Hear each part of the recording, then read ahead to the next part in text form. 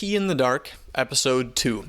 I'd like to talk about how people make progress, and I want to preface by saying I am no expert, but no one becomes an expert without first being a fool. So call me the fool. I might be wrong here, but I'm sharing some ideas, and hopefully you'll get something out of it. That's the whole idea of Tea in the Dark. And I'm talking about progress in small steps today.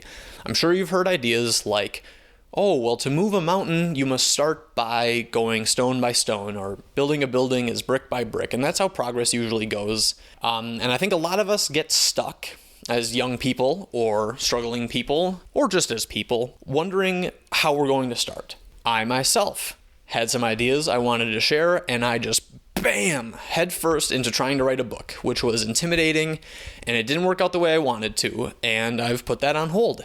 Instead, I'm taking little steps, like these little videos. They will be 5 minutes or less, and we'll talk about these ideas. I feel like we all know this because it makes very intuitive sense if you've ever walked a mile or any sort of distance. You can't just teleport there. You can't just will yourself to the finish line. You have to take steps. Now, we haven't all had races that really push us, but every day you're taking steps. But this idea of taking steps also has like a larger sense to it, because you take steps when walking, but a single walk could also be a step. And then you can zoom out as far as you want. Maybe a week of going for a walk daily is a step in that context. And what I want people to know is that really and truly anything you want can be done in this way. And I feel like this is so obvious. I feel like I'm parroting all the self-help content creators that are out there. But I really do believe this, and I really do believe it can be done so simply. Whatever it is that you want. I mean, maybe you realize that you could be healthier. That's pretty common in America today. You could be healthier. What small step can you do? And when I say small, I mean aim as small as possible. Find something that you wouldn't normally do. Because surely you walk around your house. You probably walk from the bedroom to the bathroom. And if you work from home like me, that might be the extent of your day if it's not too warm out. But you can be doing any of these small things. There's a branch of fitness called calisthenics. And I believe my limited understanding of it is simply moving around with your body weight.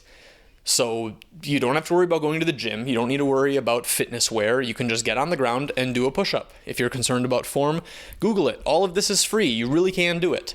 I like fitness because it's very tangible, and we're all humans. You know, we're all souls piloting a meat body. I know that's a goofy idea, but I believe it. And fitness is a really great example of small steps.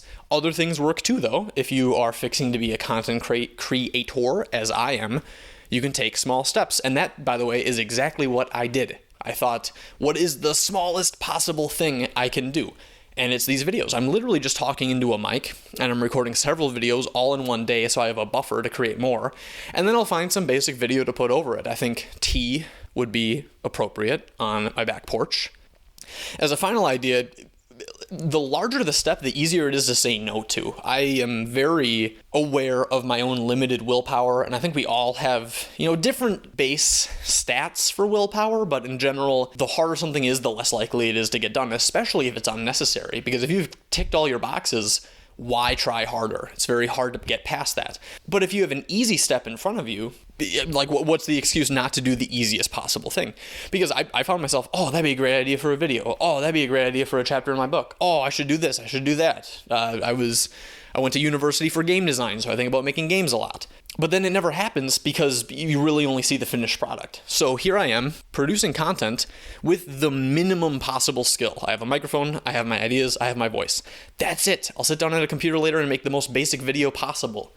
It might even just be a still frame over audio. It doesn't matter. You have to get stuff out there.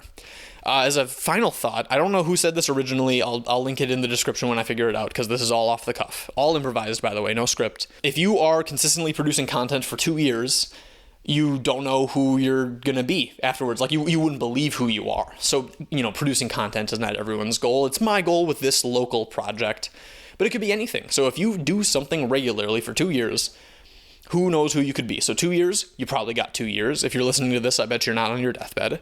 And doing something consistently, the consistency is hard, but remember, the consistency is easy when you're doing small steps. Can you do something small today? Yes. Can you do that same small thing tomorrow? Yes. Can you make it a bigger thing in a few weeks? Absolutely yes. And I can say this with confidence without knowing your story, because we can all agree internally that it's true.